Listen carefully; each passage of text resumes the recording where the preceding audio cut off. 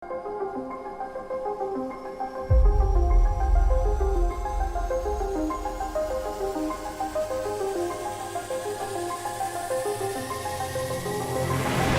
of ten is top 10.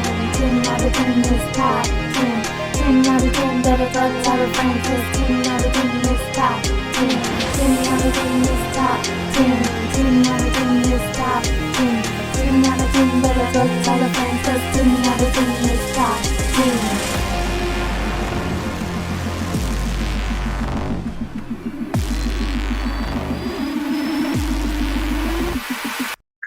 Hey, welcome back. Hey, Gloria. Hey, Bema, how you doing? I should introduce myself, right? I'm good. I'm Betty Bema. And I'm Gloria Altonnia. And we're the Pabulum partners. And you're watching 10 out of 10. That's right, where we cover the latest and greatest on our top 10 list. And today is all about the top 10 childhood toys. Yes, and I'm so glad that we're covering this because people are going to find out how bad I was as a kid. No, I'm kidding. No, I don't think you're bad. You're just, interested in things. Not maybe a little mischievous, just a little bit. Well, there's like one thing on this list that is so like disgusting as a kid. I can't even believe that I used to like this. And I think still today it's a collector's item, so I can't wait to talk about it. Ooh, a collector's item. So it's worth money then. Maybe. I don't know. Maybe. That would be good. That'd be good if it was. I'm really excited to share like some of my toys that I used to be obsessed with. I used to go everywhere with. So I'm really, really excited and I can't wait. As a matter of fact, let's just jump into the countdown right now. Okay, let's get started. Let's do it. Okay.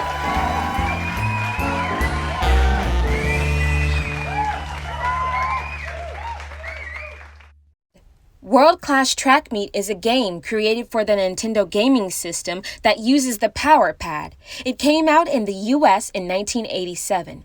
This Olympic-themed sports game allowed family and friends to compete against each other 2 at a time, simultaneously, in the comfort of their own home, using the Power Pad.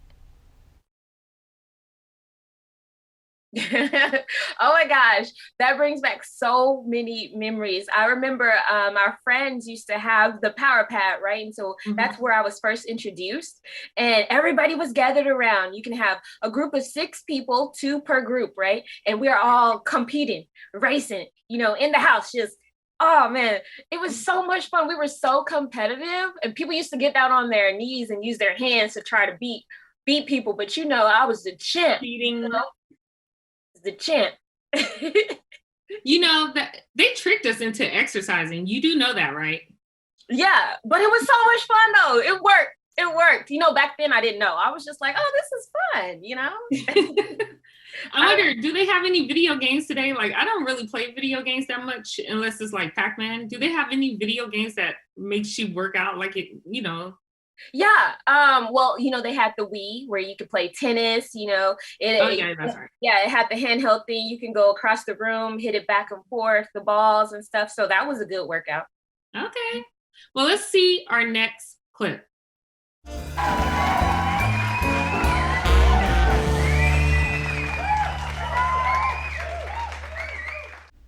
This cute multicolored troop of bears is another 1980s sensation that charmed the nation. Originally created to grace the front of greeting cards for company American Greetings, the teddy bear versions of the Care Bears came out in 1983 and consisted of 10 characters: Birthday Bear, Bedtime Bear, Cheer Bear, Funshine Bear, Friend Bear, Good Luck Bear, Grumpy Bear, Love a Lot Bear, Tenderheart Bear, and Wish Bear. They were known to combat bad with a beam of light that shoots from the symbol on their stomachs. A cartoon called Care Bears came out in 1985 and had a 3-year reign. The cartoon would be followed by 3 films on the Cuddly Friends. The Care Bear franchise would relaunch several times throughout the years, selling in the form of books, video games, and merchandise.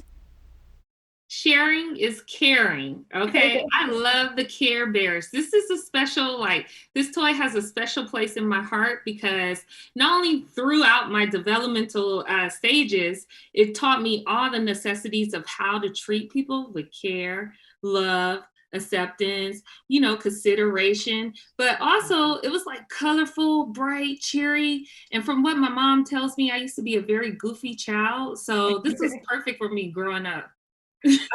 You know, I love the stomachs when they shine the light and it powers and they all power together. I love anything where you can combine powers, like, you know, like kind of like Captain Planet.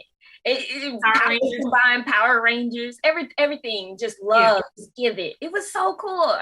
That's my favorite. And you know, Generations, they have their own version of the Care Bears, because I remember like my brother, his version was Teletubbies.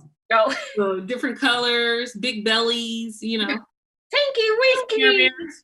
Care Bears on steroids. That's what that was. Mm-hmm. You know, I don't know what those little things on their head were. Oh, you mean the Teletubbies? Yeah, the Teletubbies. But well, you know how like the power shoots out of the stomach of the Care Bear? Yeah. The power was in the bulbs of the Teletubbies, because they're like aliens from another planet or something. Oh, I just remember it being like on and then waddling, you know.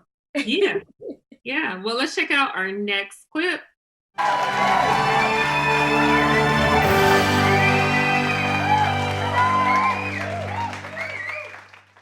I bet you remember this all-time favorite, the Kenya doll by Tycho.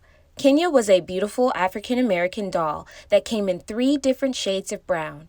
You were able to achieve different hairstyles with the doll, and it came with rollers, straightening balm, a comb, and beads to add at the end of the braids.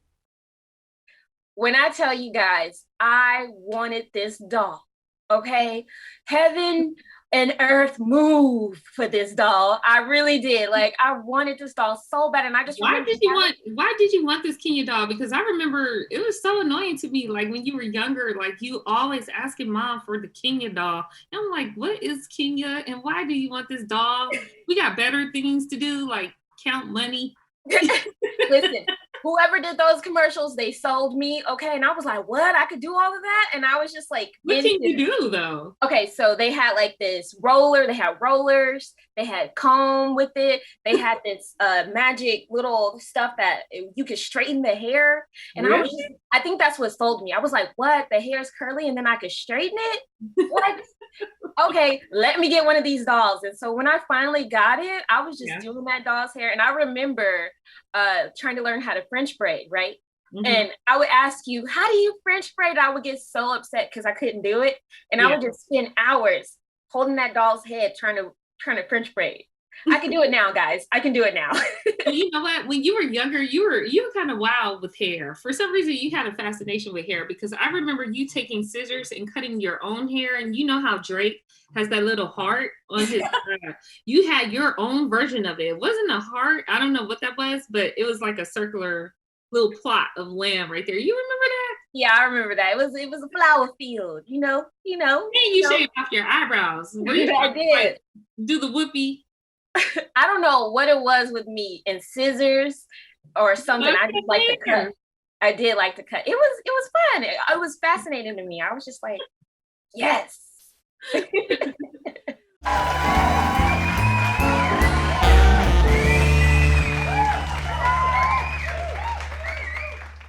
I know we all can remember this, a Polly Pocket. Polly Pocket showed up for sale in stores in 1989. The original Polly Pockets are plastic cases that open to form a dollhouse or other play sets with a Polly Pocket figurine inside less than an inch tall. The doll folds in the middle so it can sit or lay down and has a hole at the base to allow it to stand securely. Fun times. Okay, so I am obviously into like dolls and little intricate things. So when I discovered Polly Pocket, I was just like, oh, this is perfect, because while we're like in these boring stores, like the post office or like in the car, I can just pull out this pocket thing and play. And it was just so fascinating because the details of the pocket was great. It was like a dollhouse. It was a portable dollhouse with a little doll. Yeah. Use your imagination to like just wherever. I would just spend hours playing with that. And there's only so much you can do, right? There's only so much you can do. Yeah, I never wanted one for some reason. I just never was interested, and I don't know why. Like that was you, like all you, the Barbie dolls, the pink stuff. That was all you. I think I was more like wearing the blue and trying to do like all the tomboy stuff, you know. I know. I remember trying to get you to play with me, and you'd be like, no, like I think you had one Barbie thing, or at least Barbie thing. I don't remember the dollhouse. Oh yeah, like see, that's how weird I am. I asked my mom for the dollhouse, but no Barbies. He was like, "This is what I'm." I know, because I was envisioning having that big mansion when I got bigger, so I just wanted the house for a blueprint. Oh, not for Barbies. Well, I used it. Well, let's see what's next. Okay.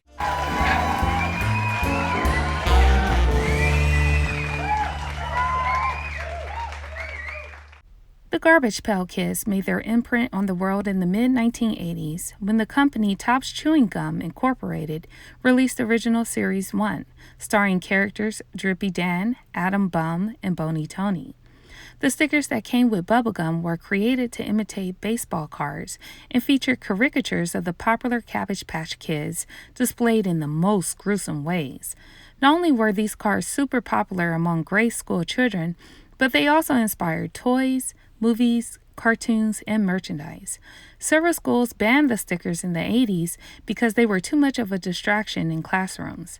In 1986, a copyright infringement lawsuit by Original Appalachian Artworks in defense of their product, the Cabbage Patch Kids, created by designer Xavier Roberts, contested the logo and the design of the characters. A judge ordered in favor of the company and forced Topps Chewing Gum to come out with a different and less popular version of the Garbage Pail Kids. Eventually, the production of these cards would end in December 1988 with the original Series 15. Over 600 stickers were produced between 1985 through 1988. The popularity of the cards grew again in 2003. Gloria, why you look disgusted? Because, I remember this slightly. I tried to put it out of my mind, but I just remember you having these, and I'm like, why would you, they were cool. They were interesting to look at, but it's like if Chucky had a family reunion, his people, him and Hey, you have the pink Barbie dolls, and I have my world of destruction here called the Garbage Pail Kids. I just liked it because of when it gets the grain. You had the Cabbage Patch dolls. Mm-hmm. So like anything anyone told me I had to be or like I would just go against the grain and do the opposite, kind of like Kanye West, So if they told me as a young little girl I have to like dolls, I was like, you know what? I actually like the Garbage Patch Kids. How about that? Yeah, I used to get it. It comes like a baseball card with gum in it. Mm-hmm. Yeah, I remember that. I remember being like, oh, let me have some gum. And then here you go with the other stuff. As an adult, I don't know why I liked it. I know that's crazy because you do that because you don't even like to carry purses. You're like, no, I'm gonna go and get this. What do they call it? Those mail bags. The messenger bag. Yeah, the messenger bags are like, why I gotta wear these shoes? I'm gonna go check out the men's shoes. How about that? It's like, all right, I gotta do that. And it's like I'm not even like a lesbian or anything like that. It's just that it's like this rebellion. It's just like, no, you're not going to tell me that I have to be a certain way. No, I like that. I think that's good. And there's many people in the world just like you. Yeah, but I'm not a Karen though. No. Causing problems and stuff. It's like, nah. Just like my personal preferences, I'd like to speak to the manager. Why are these women? Exactly. No, yeah, I don't do all that. I know. Let's have some peace. But let's go to our next clip.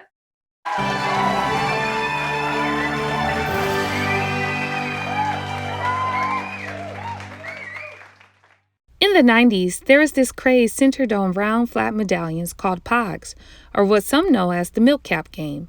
Rumored to originate from the Japanese game Minko and played on the island of Hawaii, the name Pogs actually came from a brand of juice called Pog, made of passion fruit, orange, and guava. The game would make its way to the U.S. after the World Pog Federation, located in Costa Mesa, California, stocked stores with fancy milk caps. The pogs, which costed less than $1 at that time, would be stacked up in a pog tower with the pogs face down. Then a player takes a slammer, which is a heavier version of a pog, and slams it down on the tower. The player gets to take the pogs that land face up, while the other pogs are restacked and the process starts again. Whoever obtains the most pogs by the end of the game wins. Pogs would come in a variety of designs, and people will often compete to obtain a collection of pogs based on the popularity of the designs. I like a good old pog, man. Yeah, I love that game of pog. Like, some people play dice, some people play Uno, but when you play those pogs, that's a very competitive sport. You Okay, played it so before, right? I kind of got it. Is it like marbles where you kind of like you just throw it down and whatever flips over you get? Yeah, that's Okay, it. It's very simple. Yeah, it's very competitive because there's certain pogs out there that are collector's items, or they have specific designs that's hard to find. So a lot of people, what's that game you played? Magic or something Magic like the that? Gathering. The dragons and stuff. Magic the Gathering, okay? And Pokemon. It's kind of like in that genre of playing games, See, now, if you have cards from back then with Pokemon and Magic the Gathering, they're worth thousands of dollars, okay? So literally, you could be a millionaire if you have the right card. Yeah, that's true. So it's good to be a collector of those things, Exactly. Well, let's see what our next clip is. I think we're going into number 4. Yeah. All right.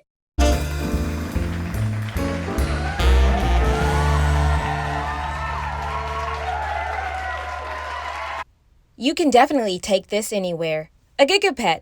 A digital pet that you take care of like a real animal by making sure it's fed, has playing time, given a bath, seen by a vet, and has plenty of rest.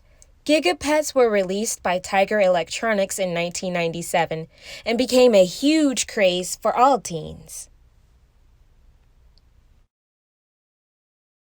Man, I don't know how I was into all these gadgets or how I found out, but I know that every time you go to school, there's always a new craze of something. Yeah. And this was one of them, right? And I just remember everybody having the Gigapet, pulling it out. Oh, I gotta feed my dog. Your dog. Or my kitty or whatever. And they had so many different types. They even had the cat from Sabrina the Teenage Witch. Oh, really? Yeah. Okay. And I wanted that one, but I had the purple one, just like the video. I had the dog. Oh, boy, I remember, like, there's health points and there's a system to it. And I would always kill mine though. So. Yeah, like mine. That's why I stopped liking it, because it's like real dogs don't die like that. So Dang. I just gave up. I just gave up on that toy. Yeah. Sometimes they do if you don't feed them, but not that quick. I know what you mean. But goldfish do. I remember having a goldfish. Goldfish? Oh. That's a hard fish. You mean a real life goldfish? A real life goldfish. I had one. I had 2 in a bowl, and you're not supposed to do that because of the oil. Why? Because of the oils, and they basically killed each other. Oh, okay. Well, I guess, that teaches a good lesson, right? Just like the Gigapet, it teaches responsibility and how to care for something else that's living. You're right. Very responsible toy to give a kid. Yes. Mm-hmm.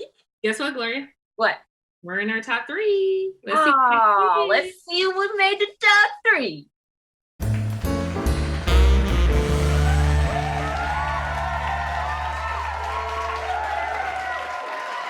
A 2-player guessing game, Guess Who, manufactured by Milton Bradley in 1979, is now owned by Hasbro. The objective of the game is to be the first to determine which card your opponent has selected. Each player starts the game with 24 animated standing images. Players will alternate asking yes or no questions to eliminate images until one is left standing. I know you remember that one, right? Love that. You know what? Every Christmas we had to get a new one. I don't know why. I mean, was it because we would lose the cards, or I don't know, something was missing. But we always needed a new one. We always needed a new Sorry. Yep. We needed a new Monopoly, like every Christmas. Connect 4 Or Uno too. We needed new of those. So it was just like those games were always like rotating around in the house. Yeah. But I love this game so much because I used to be obsessed. I was obsessed with a lot of things, people. Especially like being a detective. And I would love to like figure out things. Being a detective. Yeah, you remember Harriet the Spy that I used to like? I used to walk around with the magnifying glass, like looking at stuff. I'm not looking at nothing, but Yeah. Yeah, this game, Guess Who and Clue, like they're pretty similar, except Guess Who is a lot faster. Yeah. I appreciate that too, because I feel like Clue is too long. Especially when they came out with the like accompanying DVD. I was like, that's too much. Oh, the movie was awesome. Okay, I love long things, if you guys don't know by now. I know. So like anytime we could elongate a game, I'm down for it. Okay. And yeah, Clue is just so much fun. It's a fun family game. You can just play when it's raining outside, Yeah, but I like I said, Guess Who I prefer that over Clue any day. What about Twister though? When I was younger, I thought that was fun, but nah, I'd rather just sit. Okay.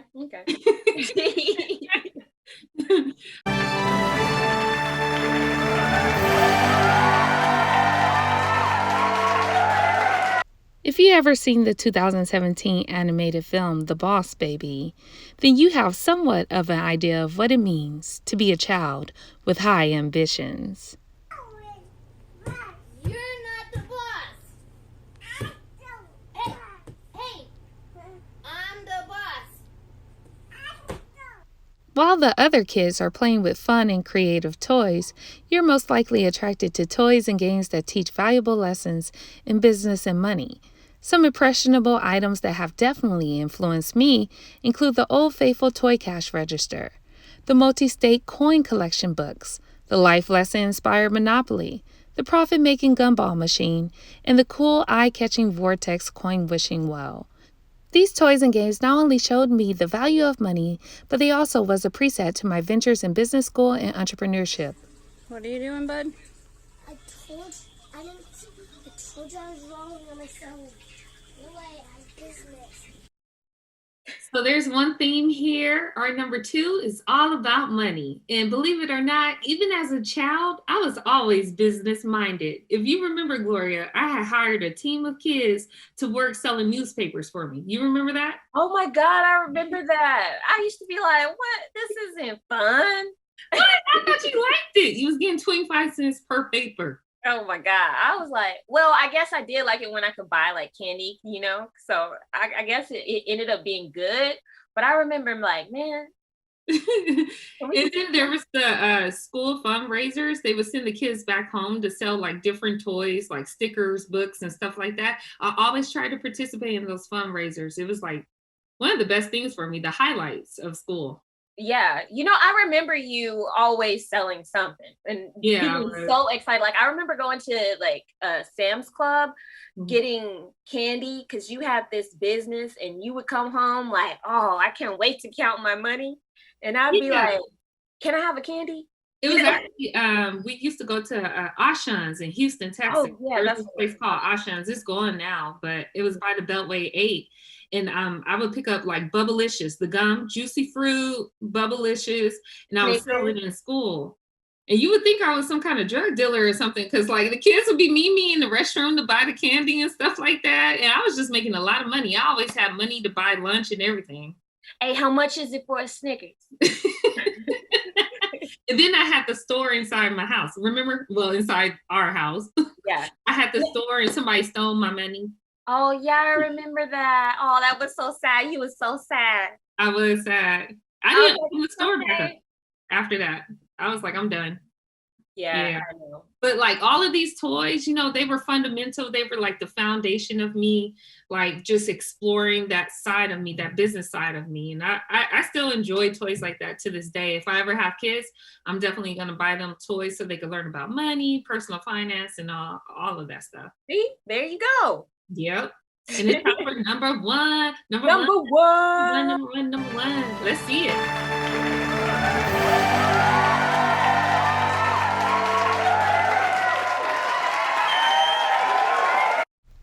If you love video games, you may have had one of the following game systems: the Atari, Nintendo, Sega Genesis, PlayStation, Xbox, or PC gaming desktop. One of my favorites is the Super Nintendo because of the super popular game Donkey Kong Country. The reboot to Donkey Kong came out in 1994 to great fanfare. The main characters, Donkey Kong and his nephew, Diddy Kong, were tasked on a mission to retrieve their supply of bananas from arch-nemesis King K. Rool and his Kremlings. The game consisted of 40 levels and included addictive music, pretty cool graphics thanks to SGI technology, and the ability to play in multiplayer game modes. One interesting fact about Donkey Kong Country is that the developers, called Rare, were inspired by the aesthetics of the Super Mario games. Number 1 is very close to our hearts, both of our hearts, because we spent a lot of time playing video games. And I remember we started with Zelda, remember? Yep. And then we went on to, help me out here, but I know Sonic the Hedgehog, Ninja Turtles, Mortal Kombat, Mario, Street Fighter, and then Donkey Kong and Donkey Kong Country. We were so into all of that. We spent all of our time after school playing video games. Man, I used to be so excited when school was over because I'd be like, oh, we're on this level. And so I would just hurry up and get home, and then we'd be there and we would have, our little snacks. And then I remember playing and my hands being sweaty because I was like, oh, I hope I don't use all my lives. You know, oh man, this is exciting. Or I would just watch you sometimes play because I'm like, no, I can't take all the pressure. I know it was a lot of pressure, right? Yeah. But that was the start of us not playing outside anymore. And now we can see the total impact of video games, where now people are making money from it, and it's a major thing. They have competitions all around the world. Could you imagine us being gamers, making thousands of dollars? We could have done it. If we didn't listen to the people who said y'all need to stop playing all those games and get a real job, we could have been paid professional gamers today. See? Kids, follow your dreams. I'm telling you, follow your dreams. I know. It makes me think of our cousin DJ, how he used to be he still is, but really into the games, right? He knew all the combos and everything, and he would just be upset. We would be like, yo. Yeah, but he was really good at what he does, and it's so crazy because he went into tech, see? And he turned it into a career. He flipped it. I know, that's true. Yeah. A lot of the games that we played didn't make the list, you know what I'm saying? But okay, so Animaniacs, I used to be obsessed with that, and then the Rugrat video game, which whoever created that made it so hard, and I'm still mad today because that's not a child's game, making it so difficult, trying to get across the supermarket with the great sodas swirling around and stuff like I'm still upset about it. Yeah, but you remember it, huh? Well, you know what, you guys, that wraps up our show, and I hope you'll tune in next time. Bye.